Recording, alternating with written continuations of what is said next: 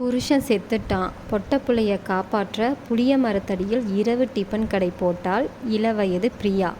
கடை போட்ட அன்னைக்கே ஒரு போலீஸ்காரர் வந்தார். பர்மிஷன் யார்கிட்ட கேட்ட? மிட் நைட் ஆச்சு, கடையை சாத்து அப்படின்னு எதையாவது சொல்லி தினமும் ஓசில வயிறு முட்டை தின்பான். என்ன செய்ய, புளிய மரத்து கடையில் கடை போட்டால் இப்படித்தான் வருவார்கள். நம்ம தலைவிதி அப்படின்னு போலீஸுக்கு வேண்டா வெறுப்பா பரிமாறுவாள்.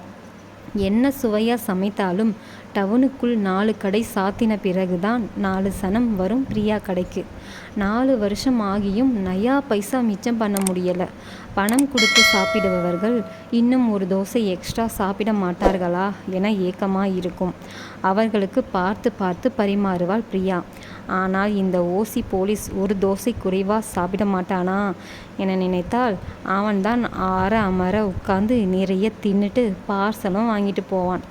தனது கைப்பக்குவத்தின் மீது நம்பிக்கை வைத்து வார கடனுக்கு பணம் வாங்கி டவுனுக்குள் கடையை பிடித்தாள்.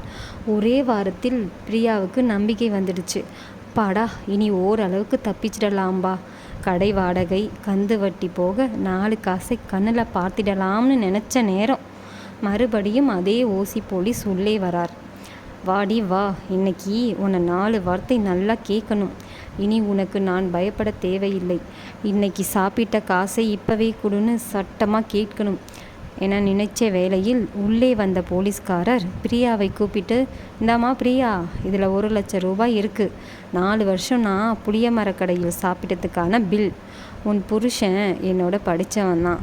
புருஷன் இல்லாமல் அந்த நைட்டு நேரம் நீ அந்த இடத்துல வியாபாரம் பண்ணுறது எவ்வளவு ரிஸ்க் என தெரிஞ்சதால் உன்னோட பாதுகாப்புக்காகத்தான் நான் தினமும் அங்கே வந்தேன்.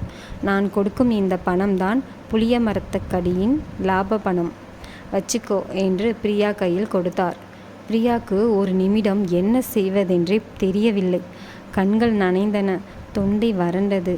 கடைசியாக சொன்னால், வாங்க சாப்பிடுங்க அண்ணா. வாழ்க்கையில் நமக்கு வர வேண்டியது வந்தே தீரும். நன்றி.